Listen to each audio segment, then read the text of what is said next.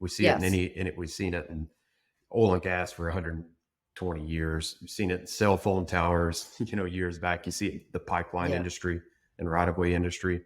Um, it's how these things work. And there is a land grab, and that's the balance that we're really trying to meet is, hey, you don't want to slow down your land grab. You have to have site control. Hmm. But how can we make informed, educated decisions about pulling the trigger on site control while maximizing our potential and actually get this deal to the finish line? And that's what Yep. we all try to do is to try to be able to provide a service, provide a product, minimize risk, and be a partner to help our developer clients get to the finish line. And for us as a company, that where our success has been is where you can really have that partnership. You know, Hmm. we're not going out and getting bids for a $7,000 title project. It's hey, Dudley Land or whatever broker, you're going to be our at 2R, you're going to be our land department. These are our goals and objectives. You're gonna work with our acquisition team, and before the pen gets wet to be able to sign, you're going to have checked these boxes. And the fact is, all that work can be done very quickly and reasonably priced, and get you to the point where you sign that check or you sign that lease, you have some confidence, or at least you know what you're getting into. Prime example: a client of ours reached out to us this week. Hey man, do you have a contact with Blackstone? Blackstone's one of the biggest monster timber companies. Oh, they actually co-develop oil and gas projects as well.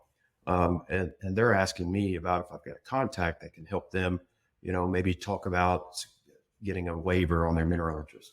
Well, the fact of the matter is, I didn't want to tell him. I had to tell him very nicely, I wouldn't expect to get a mineral waiver from Blackstone Minerals. They're a major timber company. They're a major oil and gas developer on both sides. And there's no telling how much money's been spent to get to that point to, give them the bad news. So there's all those things, right? And it could have been an avoided thing. And ultimately, again, you see those with any kind of new industry. When you have land grabs, is people take risk. Do I have land or do I have good land? And ultimately, I've as the never seen so much risk since I was at Vegas last weekend. it's it's unbelievable. And They take big risks. They win big, but they take very big risks they can in also our lose big. You belief. know, they can lose big, and ultimately, Yep. we've had this conversation too, Randy, about we're in a very early stage, relatively, Hmm. in this solar development initiative. Uh, the wind space was where we are now in solar 15 years ago, and Yeah. when you look at the wind players in the business right now, you got a few majors, right? And they operate efficiently, they make smart decisions. They've learned these lessons, and we experience it because we work with them.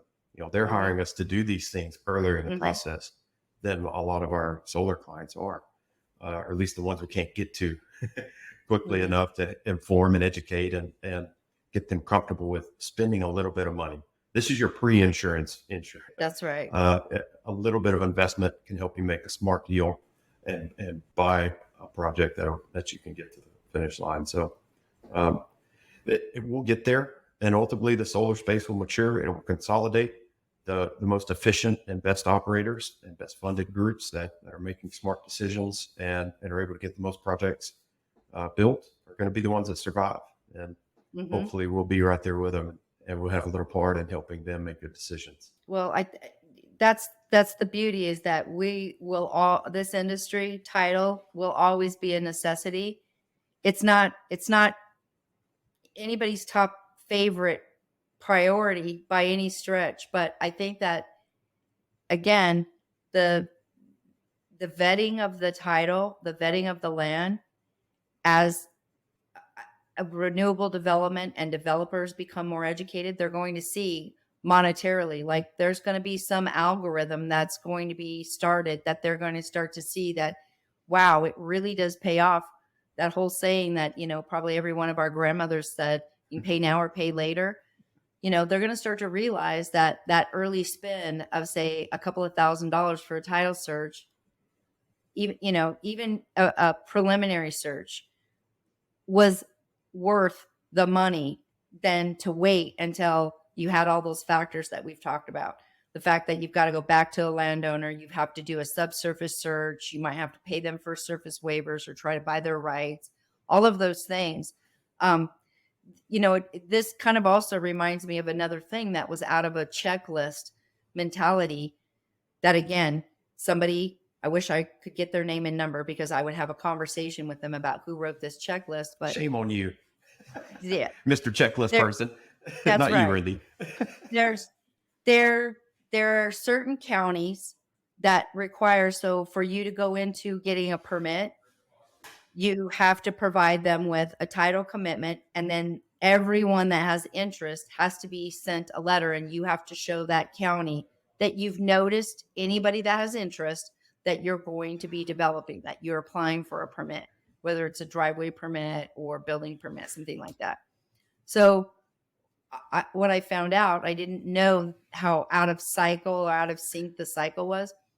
I had several of my clients going, where's my title commitment? And I'm like, okay, all right, I get it. But who was asking me for it in their dev shop was somebody that was not who I thought should be asking me for a commitment. So I'm like, aren't you on zoning? Why are you, zoning person, asking me for a commitment? Zoning person said, because I have to give this commitment to the zoning department and send out these letters.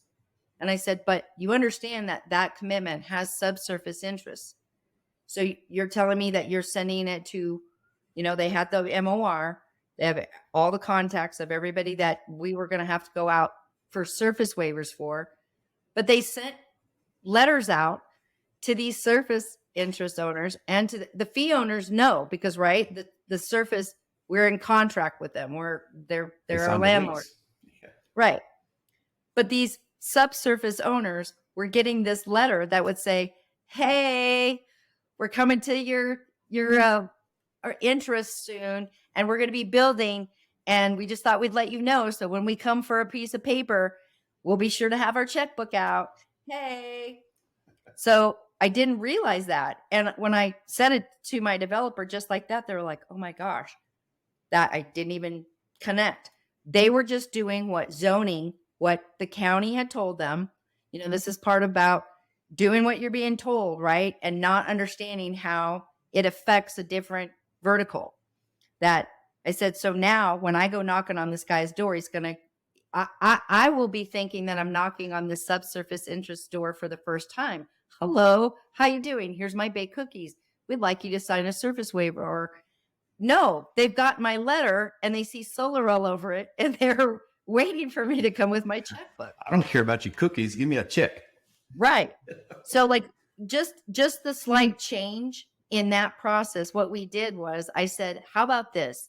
How about let's change the verbiage to those subsurface interests? I'm not saying that you don't have to check that box, but let's change something that says, we know what your interest is. So that's the other thing. They were just blindly saying, we know you have an interest. There's a big difference in having a conversation with somebody that has a 95% interest and somebody that has a 0.00002% interest. You know what I mean? So now that I'm telling you, Mr. Subsurface Owner, I know you only have a 0.002% interest.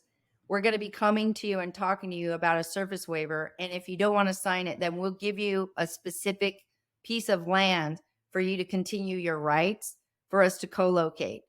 And trying to have some verbiage in that letter that indicates that I'm not just coming with my checkbook. And that was a game changer because those projects, there was like 4 or 5 projects that we couldn't figure out why the spend was so high. We're like, why did this project go so over budget? And we're like, yeah, they had time well, to we think had to about spend, $80,000 on surface waivers. it. So the difference in that notification, the communication with that surface, just like you said, Brent, there's a lot of times with a timber company, they're not signing a surface waiver or they're not selling you the right. Like you're going to have to figure out something else. That's not a monetary thing that you're going to get from them. There's no dollar amount that you could budget for that. Yeah. And that's that's the same thing for Aunt Betsy. She could hold that same card and prevent your project from being developed with having that one holdout that has a huge interest, Yeah. so they And just that's don't realize the gamble that they take in that notification.